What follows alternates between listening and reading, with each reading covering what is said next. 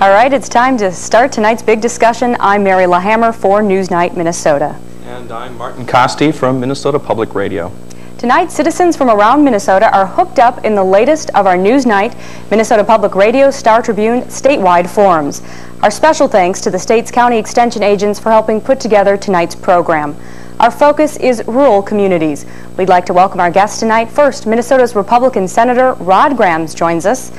As well, Senator Paul Wellstone from the other side of the aisle there in the Senate, and Governor Ventura. He was invited to this event, but he declined to participate. However, we do have two members of his administration. We have Gene Hugeson, who's Minnesota's Agriculture Commissioner, and Dean Barkley, who's the state's Planning Director.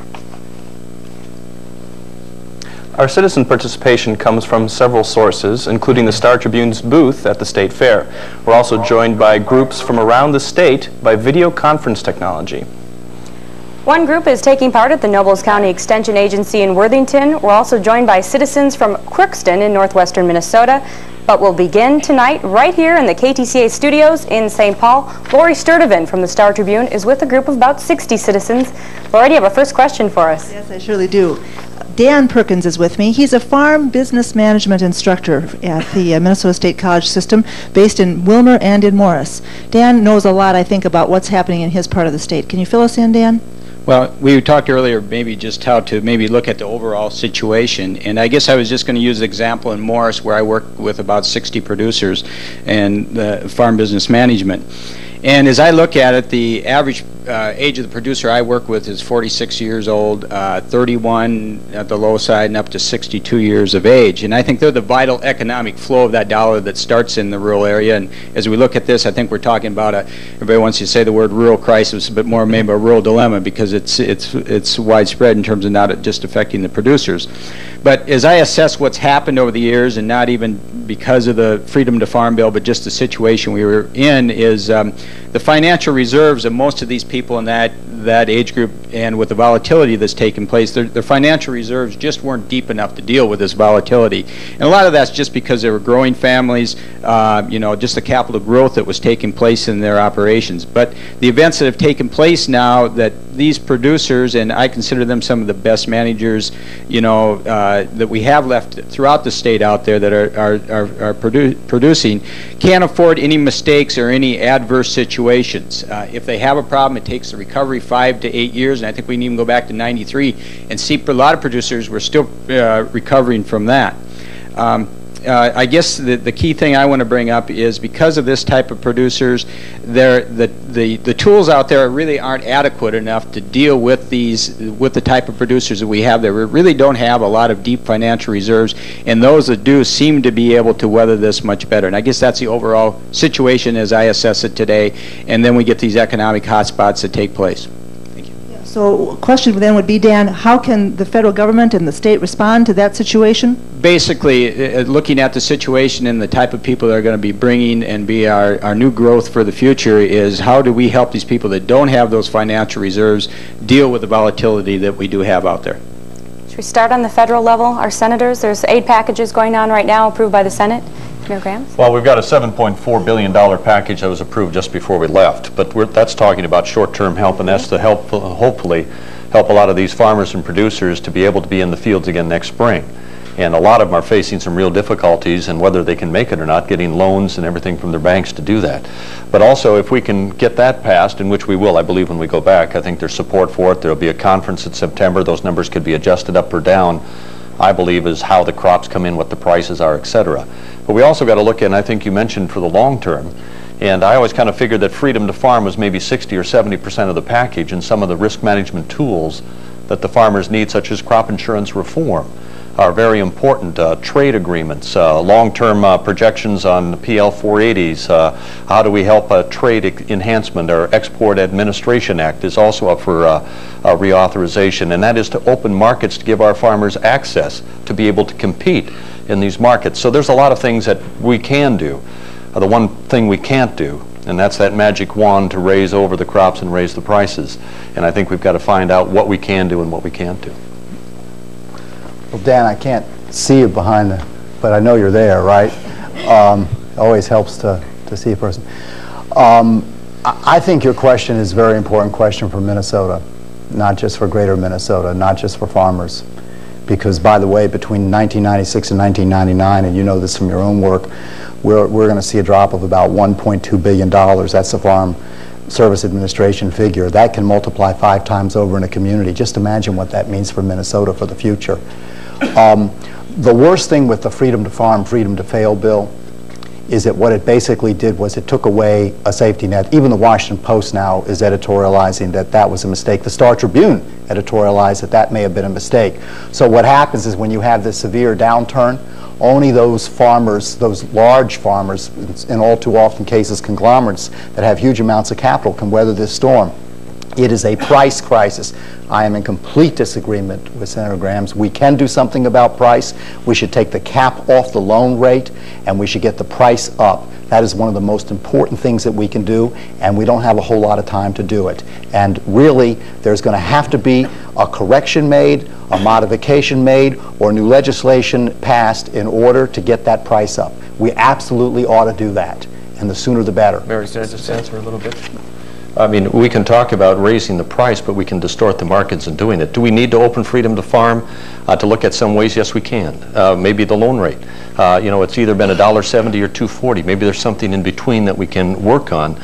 But the one thing we don't want to do is price our commodities out of the world market and have these huge surpluses begin to back up even more. So we can raise the price, but it would be very short-term help and long-term disaster. So we've got to move some of this grain. We do have to try to get farmers at a decent price in the field or something they can make a profit on. But we've got to be careful that we don't create a program today that's going to be a long-term disaster for our farmers at the same time. I would beg to disagree. We have to decide whether we want to have a family farm structure of agriculture. Even the governor talked about the importance of self-reliance. In all due respect, $1.40 a bushel of corn doesn't have anything to do with self-reliance. You need to understand what's going on in agriculture. Family farmers need some leverage in the marketplace so they can get a decent price. That's what bumping the loan rate is all about. That's what the farmer-owned reserve was all about. That's what set-aside is all about. And we have to target it, and we have to focus it on family farmers. And if we don't do that, we will, within the next year and a half, lose it. What are you going to say to the 8,000 or 10,000 family farmers that are going to be gone this year? What is your answer for them? What is your answer for them right now? Because they're going to go under right now. And of course we can do something about the price. And that's what this is about. Family farmers in Minnesota and around the country want to be able to earn a decent living so they can support their families, and that's what a fair price is all about. Senators, just for the interest of the layman watching who may not be in agriculture, when you're talking about bumping the loan rate, yes or no here, what exactly, you're not talking about a guaranteed floor for prices. What are you talking about? You can do it a couple of different ways. What I'm simply saying, when I hear about the market, I smile. Family farmers, they've got a couple of grain companies that they sell to, and when they look at who they buy from, you have the same concentration of power.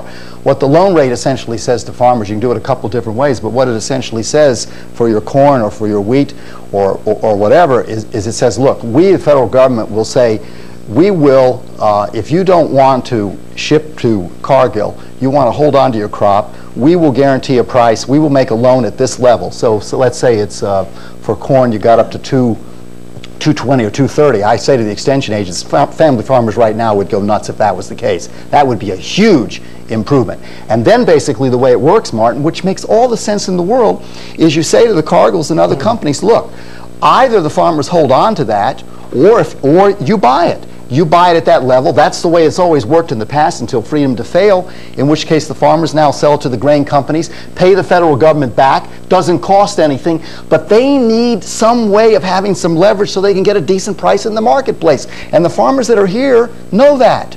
Now, trade policy we'll discuss later on. Trade policy. Senator Grahams, are you saying then no price supports, no help up? No, in fact, right now I think on corn it's about $1.78 on the loan rate, and we're saying that it's either $1.78 or some have pegged it at $2.40, but nothing in between. What we're saying, and I agree with the senator, I think maybe there is some room there for adjustment. Maybe we couldn't bring it up, but I don't think we want to bring it up to 100% like soybeans. I mean, there always is some risk in the marketplace, but maybe 80 or 85%. Of maybe, you know, the price. And we can agree on some of those things. And we're going to talk about tax issues as well as trade issues. But everything isn't going to be solved just by the loan rate. There's a lot of complications out there and many different programs to look at, and it involves trade, it involves taxes, and it involves prices. So we need to look at all of this. But it's great because we actually are working for some agreement, and I'm so pleased to hear that there's going to be some effort to change this policy because we can't stay with the present course. We cannot stay with But we the can't present go back course. to the past. Okay, let's move on to our next topic. We have some citizens ready in Crookston for the next question. Crookston, go ahead. Yes, Howard Pearson. I'm the extension educator in Pennington County. And Wally Sparby, our aide to Representative Colin Peterson, he was going to kind of sit back and listen, but we put him in charge of our ag policy group, so I'm going to turn it over to Wally. Thank you. I'm Wally Sparby from Thief River Falls, and this is the consensus of this group here this evening and the ag policy perspective here. First of all, we want to say thanks to the panel for the opportunity to present this information to you. We think that there's an overproduction out there in the agricultural sector, and we need a reduction in production and a form of supply management. It's kind of like the John Deere company. They don't produce a whole lot more tractors than what they can sell, and I think we have to look at that in our grain policy as well to make sure that we have a sale for it before we get into the production end of it. So we'd like to see a limited set aside that's environmentally sound, and that's something that we think could be done and put into place by the Congress. The other thing is this group here decided that they would like to see a consumer reserve stored on the farm, where the payments would go to the farmers for that storage, so it would be commensurate and equal with the payments that are paid to the commercial institutions. And the fourth item that we talked about was an increase in the loan rates to the cost of production and an extension of those loans to 18 months instead of the period of time that they have in place today. And the fifth item that we talked about was the FCIC reform, federal crop insurance reform. We'd like to see something done on that, and I know that Senator Grams has worked on that, and we'd like to see something become of that, because certainly we have a high cost of the coverage that we get up here in this part of the state, and we'd like to see that reduced. And the other thing that we'd like to see is some fair trade policies for agriculture. We think that we've got a dilemma there that has to be dealt with, and we would hope that you folks in the Congress would be able to do that. You want us to give yes or no's, kind of like, or how? That's Quickly, yeah. that was a heck of a lot. Wally, I'd like to thank you and all the other farmers and other people that were at Thief River Falls. I think it's an excellent set of suggestions, and I think, and I'm in complete agreement, and maybe the rest of us can talk about whether we're in agreement or not agreement, because we all should be held accountable. The only place where I would disagree is I wouldn't even have 18 months. You know what, when we're talking about the extension of the loan, I don't think that the grain companies actually should know. I mean, frankly, I want to see farmers, I want to give more power back to the producers. I'm just sick and tired of seeing our producers not getting a fair shake, but the rest of it I like. And on trade policy, the only place that the only thing I want to emphasize, now I'm looking at the right camera, the only thing I would emphasize is I think we're going to have to do what you talk about by way of set-aside. We're going to have to do it at an international level. I think it's come to the point where rather than trying to have a trade policy based upon cheap grain, in which case our farmers go under anyway, that's what's the problem with just talking about exports. We're going to have to essentially talk, in Seattle, when we bring people together, and I know Colin will be there, we got to talk about how the exporting countries bring together the producers and agree to certain limits and put the emphasis on conservation and put the emphasis on environmental standards and bring some of the people from the metro areas in as allies. I think that's got to be an important part of our international agreements. Let's bring some people from the state here. Several things mentioned there. Commissioner Hugeson. Well, most definitely, and I think some of the things that Wally's talking about certainly need to be explored. I don't know that there's anything magic about a 9-month marketing loan, and certainly something beyond that. Senator probably makes some sense there when he's talking about the fact that anytime you have any kind of a definite end line, I'm not so sure if you went from 9 months to 15 months, you would solve anything other than just again having a drop dead date there in which you have all the grain backing up. So maybe no end on it would make more sense in that respect. I think we have a problem though with the idea of looking at trying to get other countries to in fact look at controlling production. As much as that would be nice if that could happen, you know, what's going to make sure that some of these other countries that really depend almost entirely for their national economy on ag exports, to get them to throttle back, knowing that that's going to keep them from expanding their local economy. So that one I just don't see as being feasible. But I think when you're looking at some opportunities for some short-term conservation programs that, such as the CRP for a 3 to 5 year period would offer some flexibility in some of those areas.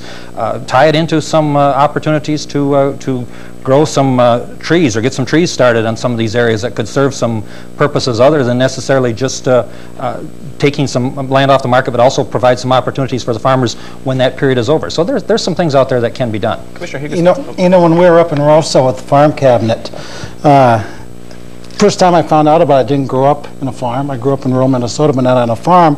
When they told us that one of the avenues that the farmers were told to do was to go out and do crop specialization, where they could go and contract with a specific producer to get a better price, then lo and behold, we find out that they can't get crop insurance because it's a specialized product. Now that's some of the things I hope we're going to get a quick fix. That part of the solution, long-run solution for the farmer, and be able to diversify and get those contracts with a special, whether it's a grass seed up in northwestern Minnesota, whatever it's going to be, we have to be able to then have the same benefits as if they didn't do it or they're not going to do it. So hopefully that's something that it wouldn't take long to do. You get back that we can take a look of how we do crop insurance and allow these farmers to diversify and to get a better price for the product. Absolutely. I think everyone would agree that something needs to be done on crop insurance from both the federal and the state levels as well. I was in Georgia over the weekend. The governor sent me down there because a number of my counterparts were working on some proposals as it relates to crop insurance, and we're looking at something in terms of covering cost of production, recognizing that you know, it's going to be different parts of the country for different crops, and trying to come up with something that would work there. So we're, from the State Departments of Agriculture sector, we're putting some things together which we're going to be sharing with Congress here in the next few months as well. So there's the type of things that we need to be working on together in an effort to solve some of this. There were two of the points that people from Thief River Falls made. They put a strong emphasis on taking the cap off the loan rate and getting the price up to cost of production. Do you, as a goal, do you agree with that? Well, I'd be interested in how people respond, because the price is key. Yeah, I don't think there's anything magic about the loan rates at where they are right now. Okay. There's room for some fluctuation, but on the other hand, I think if you go too high, we run the risk of creating incentives for other countries to do some things that, in fact, is going to make things worse. I was reading someplace recently where it says that any time the federal government in the United States does something that's affecting prices in the United States, generally it's our competitors that benefit from it first, rather than even the people in this country. So we got to be careful what we do doesn't create some problems someplace else. But you see the need to fix what we've got now and make some changes here. Well, certainly we've got to make some changes, but I think to go back to what we had before isn't going to do solve the problems either. We had a lot of people that went out of business under the old farm bill too, so I don't see that as the solution either. Commissioner, just briefly, on a point of sort of global vision here, does the administration buy into it all Senator Wellstone's understanding of this sort of too much power being concentrated in the hands of the companies, this view that perhaps a lot of this crisis is a matter of Cargill and the Ventura, I'm sorry, what did I say? The Ventura administration. Do you have a problem with that, or do you agree with that sense that there's a power imbalance in the world of agriculture right now between corporations and farmers? I think the general feeling is that we're not happy with what's going on in that situation. On the other hand, you know, what is the magic number in terms of the size of an operation to be? A lot of these companies, for whatever reason, have gotten themselves into some real financial binds as it relates to some of the things they've done. And so you've got a case where one company takes over another company that oftentimes is for their own, somebody is in financial trouble and they have no choice. If they go out of business and it's still, we've got the power of the powerful survive, the others don't. We don't like it, and certainly the administration needs to be enforcing antitrust kind of laws and making sure that things aren't being done. But I think it's wrong to say that that's what's causing all the problems out there. We've got farms that are getting larger for some of the same reasons as well. Antitrust is a federal issue, but Director Barkley, these mega mergers, we had right in our backyard, Cargill and Continental Grain earlier. Does this concern the administration? Well, I think you have to have your head in the sand not to be concerned if this is a trend that's going to continue. I call it the Walmarting of ag. It's happened in other sectors. The franchising, the larger has gotten larger, the bigger have gotten bigger. Main Street, rural Minnesota, they know what happens when Walmart and Target and Cub Food comes into the regional center. If you live within 30 miles of that regional center and you've got a retail store, you're going to go out of business unless you really scramble. And I think you're seeing some of those same forces at work in agriculture. And if there was an easy answer, we could give it to you. But you couldn't stop it. Our own family business in Annandale went out of business after 50 years because of those same pressures. We didn't adapt quick enough to the larger competitor. And I really don't know how you stop it. Well, you could, Dean, you could, at the state level, I mean, I think it's, I don't know how you stop it at the state level, although Attorney General Hatch may have some ideas, but I think just being outspoken about it, the way I always taught about it and learned about it was that when you have 4 firms that dominate over 50% of the market, you have a problem. You don't have the competition that you want. Farmers want more of competition. But at the federal level, you could have you could have stiff financial penalties for violation of the laws. You could have within the Justice Department a separate division that deals with problem of conglomerates in agriculture. Food is a very precious part of our economy. It's so important. You could also have a very careful analysis of all mergers and acquisitions with their effect not just on consumers but producers. You could do a lot of things that would make a difference. This is just one piece, but we need to really take a close look. And we need to hear from some more citizens here. That was done during this last merger, though. A lot of those things that the Senator talked about were done. They're starting to do more. I don't agree with what Justice Department, all that it ended up saying, but there's Joe Klein's doing more. But the largest 2 co-ops also have merging. We don't hear much about that. Somehow, and they'll control nearly 50% of the farmers. So where's the opposition to that? And we haven't heard a lot about that. Okay, well, let's hear from more of our citizens. We're ready in Worthington. Question from Worthington, go ahead. Yes, my name is Tim Henning. I'm a farmer south of Lismore, Minnesota.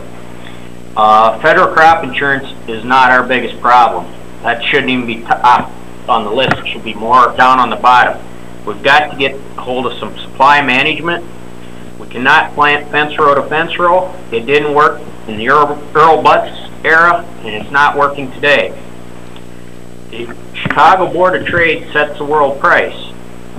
Every other country in the world goes off our prices. They trade in the overnight markets.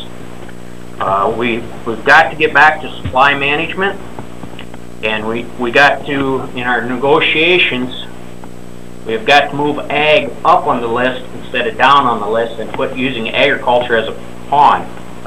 Is this something that could be done, or are we just sitting out here in the wind waiting to wither up and die? Too much freedom to farm? No, I think we need to look at some supply management, but I think as Commissioner Hugeson said, you know, it's hard to get all the countries to do that, because if we would set aside an acre, Brazil or Argentina would put another acre into production, then we would lose competition, we would lose our markets. Is it a goal? Yes. Should it be in the trade talks? We should look at it. But to say that we're going to get all the other countries to agree on something that we can't even agree on in this country is going to be very hard to do. But I think it can be a goal, and that's something that's been talked about. So, well, the set-aside was done away with in the Freedom to Fail bill.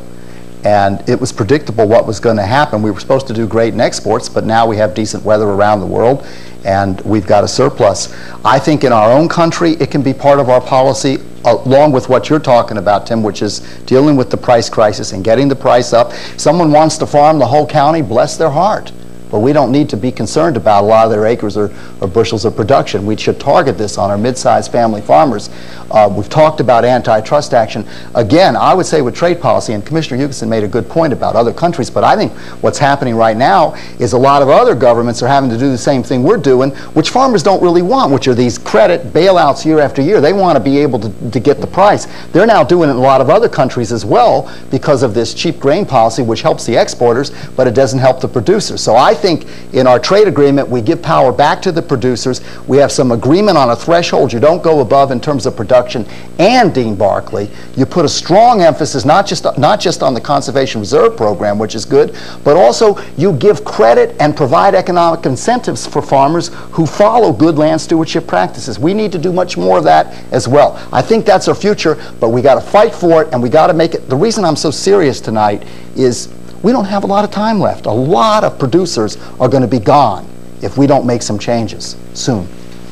If I make the point, you know, I've been in business most of my life, and he makes the point, until the supply part of their equation, they get a handle on it. Look what happened with the oil cartel. If you're going up paying $1.26 now a gallon for gas, that's because the producers managed to get together, cut production, and the price went up. Unfortunately, that's not a model that the U.S. farmer has been able to emulate. And barring them being able to do that, they have some. They have to be, heroic. They're the biggest gamblers, I think, of any business person, because they have no control over their end price. And anyone knows in business that if you continue not to be able to meet your cost of production year after year, you cannot stay in business. And that's what we have to get a grip with. These farmers are sitting out there producing better than any other farmers in the world, but can't get their cost of production. And that's what we're up into right now. Northwestern Minnesota sooner than the rest of the state, because they've had weather problems on top of it. But that's the dilemma that I think this country has to face for a farm policy of how do you get a handle on that cost and what you get return on it. With the Ventura message of self-sufficiency that seems to be not price support, self-sufficiency, how do you get a handle on that? Well, part of what we're doing, and Gene's part of this, we are taking a look at what the state can do. I mean, international trade policy, we cannot sit there and do anything in St. Paul with, other than work with our congressional delegation. And as the governor went with the milk pricing, he went there and brought that to the forefront. But what we can do is try to help rural Minnesota diversify their economy for long term. The first thing you let out there was the computer telecommunications. We have to make sure that the private sector goes out and connects all of rural Minnesota, and if they don't, we have to go in there and fill in the gaps so businesses can move. All your new high-paying businesses are going to be, most of them, linked with telecommunications. And if rural Minnesota doesn't have that infrastructure, they are not going to develop it. So maybe, I remember you gave the age of 46 was the average farmer you work with. I've seen figures of age 55 is the average of the farmer right now. And that's a demographic reality of what's happening to the farm. It's because the young 20-year-old farmer who would like to stay on the farm, or the 30-year-old, can't stay in rural Minnesota because they don't have the job opportunities, or they could go and get a good part-time job and help dad and eventually take the farm over. That's part of the long-range thing that we can do as a state, of get businesses located out in rural Minnesota, give them the infrastructure, because that's where the workers are that aren't in the Twin Cities, and that's what we're working on right now as a state policy. But there's two. Commissioner? Okay. Yeah, I think, when you're talking about from the administration standpoint in terms of the self-sufficiency or what we're doing,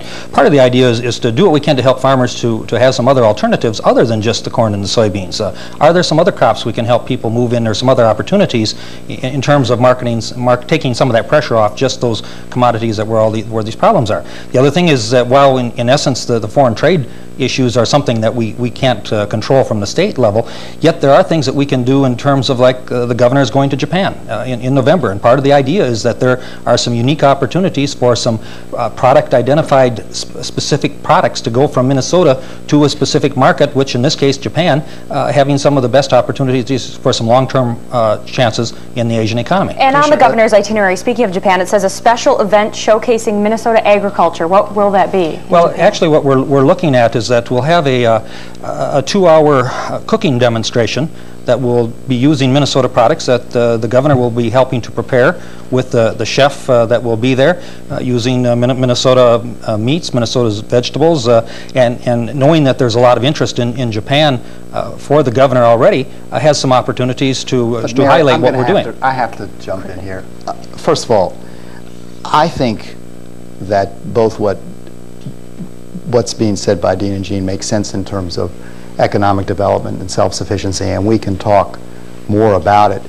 And I think the EPA ruling on MTBE is great for ethanol, and we can do more on value added, and we can do more on new uses of products. But for family farmers to hear this lecture about self-sufficiency, in all due respect, is almost insulting.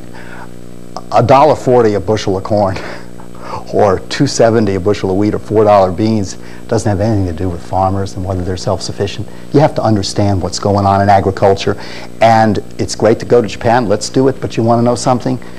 Again, time is not neutral, and we're going to lose a whole generation of producers, and it is a price crisis. And you can't preach self-sufficiency because we've been talking about the structure of agriculture. It's very important the governor understand that. He needs to understand it well. Senator Wellstone, we want to get to some of the crowd here in our St. Paul studios. Lori Sturtevant standing by with another question. I have Dave Richter, a farmer from Montgomery, a pork and crop producer, and he's been wanting to get a word in edgewise here for a while. So. Hello. I think I know where Senator Wellstone stands on this issue, so I'm going to direct this one to Senator Grams. First off, it's a main concern of ours for our future as far as defining the difference between a family farm versus industrialized agriculture. There's only so much we can do with these margins out there. Cost of living keeps going up. We can do very little with the margins we have, so we are going to be forced to expand. There's every other industry out there has to do this. We're seeing the huge conglomerates coming together because they can't make it on their own. I don't see how we can get away from this. And regulation targeted to too small of operations is going to put the producers out of business, because we're looking at the producers that their sole income is from agriculture, and that's their business. They don't have some of them don't have off-farm jobs. So if Senator Grams could define what he feels in our future the difference between family farm and industrialized ag would be. Well, somebody once told me the word family farm has almost become obsolete because now it's farming families, because you're involved maybe with brothers or family operations or other type of, when you look at agriculture in the United States over the last 300 years, we've gone through tremendous evolution. It used to be about 90% of our population was involved in agriculture. Now we have 2% that are producers. And when you say scale of economy, and that's what we're looking at, how big do you have to get? And we want to have something in the Farm Bill that doesn't say you have to be large in order to be successful. But where do we go? I mean, how do you define it? What government regulations are you going to put on the size and the scope of family farms or farming family operations? Price reporting, I mean, that's something we've talked about. But is each state going to have their own price reporting system? Or how are you going to do with market concentration? Are you talking about contracting out? Or do we want to have market competition, which I think is healthy? So in the long run, I don't know how we're going to define it, or how you're going to control, or are you going to put a definition on what is continuing to be an evolution in farming. Senator, do you believe there's an inherent value to smaller farms to this country in the long term? And if so, how much should we spend as a society to keep them small? Well, I mean, are we going to distort the markets, and are you going to prop up? And I would say that people should have the opportunity, if they want to have a small farm operation, 240, you've heard of sustainable agriculture, but our farm bills are always skewed toward, scales of largeness. And but can you be profitable in sustainable agriculture? There are a lot of them that say you can, and there's some that are doing it. But I hate to set farm policies that's going to dictate your operation or tell you what you're going to plant, how you're going to plant it. And I think that should be left up to you, your decision, what's best for your operation. And there are things that we need to do, and Senator Wellstone is talking about, setting loan rates. Maybe there's room to do that to make sure that there are the margins there for people to be successful. But you're going to have to make the decisions on what you want to do and how you're going to do it, rather than the government setting up for you. I'm not allowed to answer the question, right? I'm going to go with you. I'm going to defer to you. Unless you let me try. What I don't want to see is regulation limit the success of our operation. Yeah. What I was going to say, because that is, and we can debate this if you want, but I'm not so sure we will. I think the definition of a family farm has everything to do with the pattern of entrepreneurship. It means that the people who work the land live on the land. That's what I'm interested in. And frankly, what I fear is that, since you're a pork producer, what I fear is, at the moment, many of our pork producers face extinction, but the packers are in hog heaven. IBP made record profits. The farm retail spread grows wider and wider. So I don't want this to become vertically integrated where you lose your power of decision making. And I don't think you disagree with me on that. Right. And part of that is covered in corporate farm law right now. That the majority of interest has to be, the majority of interest of the owned operation has to be a producer. In Minnesota. Yeah, it's a in state Minnesota. law. In Minnesota. But if you want to look at farm regulations and government programs, look at the dairy program and tell me that farmers in Minnesota like that type of regulation or control. And what we have is a federal government with an antiquated dairy program that steps on the necks of our producers while rewarding others around the country. And we need to get rid of that, and I've introduced bills to do that as well. But that's where over-regulation or control from Washington can spell disaster for some of our farmers. Okay, let's move on to the Great Minnesota Get-Together. We do have another audience out there at the State Fair. Go ahead, State Fair. Hi, I'm Mary Stearns. I'm from Eagan, and I just wanted to go back to something that was stated earlier. How can urban Minnesota help support rural Minnesota? And I guess one of the ways that I see we can do that is by help supporting or keeping informed of what's going on out there and stay informed citizens, and also write to our legislators. And besides that, I just also think that we need to support our local farmers and buy Minnesota grown products and organic products or anything Minnesota grown. And how can you suggest we can help in other ways? Start. Gene Hugesson? I think the lady makes a very, very good point, and there is a Minnesota Growing program that's in existence right now, in which some foods are identified in grocery stores, at farmers markets, and so forth, as being grown in the state. One of the other things that we're doing that is geared towards trying to help solve some of this problem of the farmers not getting some of that middle part of the whole price chain is doing some specialty types of direct marketing from Minnesota farms right to either consumers themselves, to the grocery stores, to restaurants, through what's called the State Meat Inspection Program. We're going to be seeing more of that sort of thing happening, and the Department of Agriculture puts out a brochure that tells people how they in fact can deal directly with Minnesota producers that do some direct marketing. And if they want to call the Department of Agriculture, we'll be sure to get them that information. The other part of that woman's message was informing people, letting people know in urban Minnesota and greater Minnesota what's going on. What can the state's role be there, Dean Barkley? Well, I think that's exactly it. I think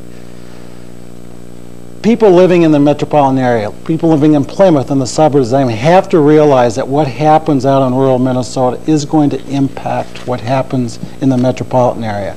This area is going to grow by about 600,000 more people in the next 20 years, approximately 20 years.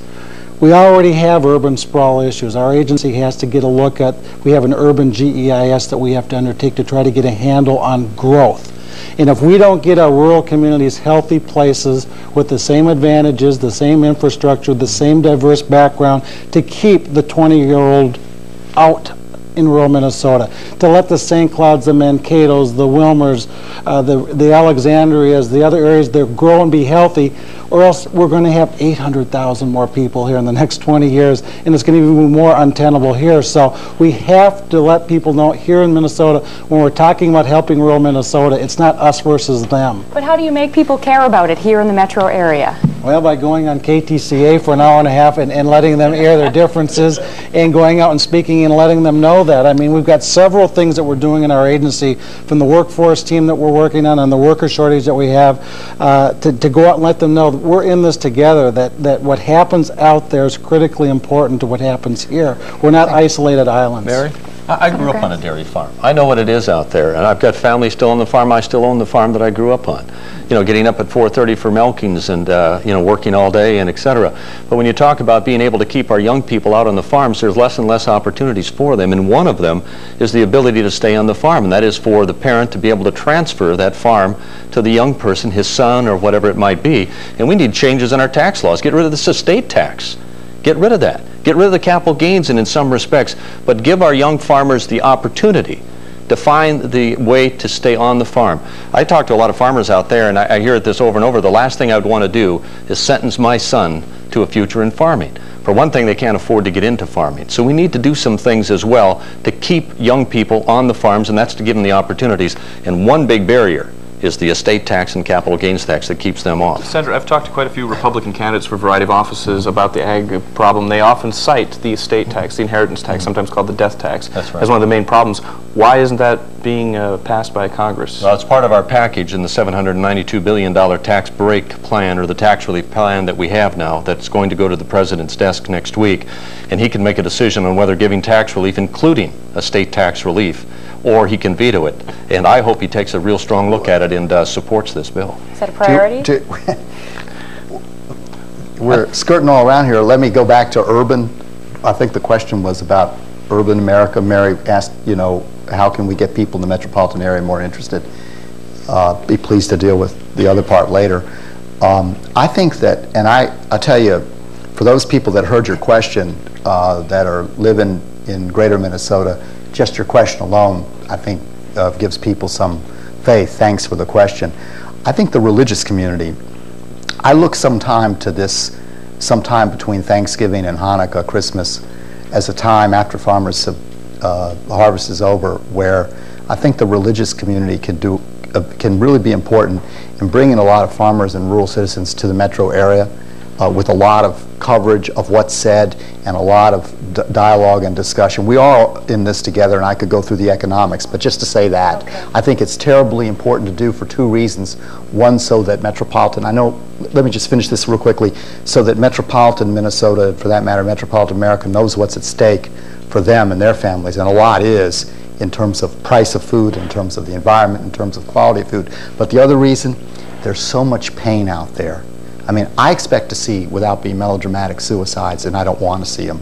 There's so much pain. I mean, when I am at any gathering, someone will come up and say, "Thanks for caring," and I'll look to shake their hand. This may have happened to all you, and they're crying. So just also for people to know in greater Minnesota that their support means a lot, and we need to do that. Let's hear from greater Minnesota. Let's go to Crookston, our citizens there. This is Richard Nelson. I'm Director of Agriculture and Natural Resources here at the University of Minnesota, Crookston. We're fortunate to have visits by both senators in the last week or so, and we appreciate that, and I'm glad to see you here again tonight. In my position in agriculture, I think you can imagine that I'm very supportive and anxious to do as much as we can for farmers that are in need right now. However, I think it's important to remember that long before the current Farm Bill, rural communities were suffering population declines. Long before the Farm Bill, we're seeing rapidly rising average age of farmers. People are making other choices about what to do with their lives and careers.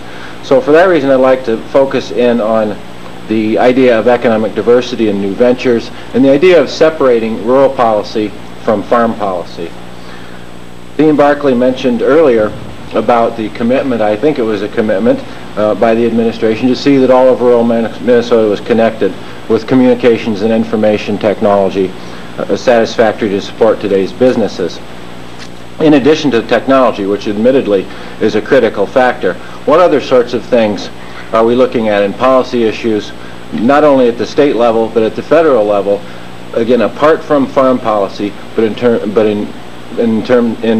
the context of rural policy, recognizing that farming no longer is the only industry out here. Fixing the family farm crisis is very important, but it will not probably fix the rural economic situation that we're in, even in small towns like ours, where most of the children in schools, in fact, are not farm kids.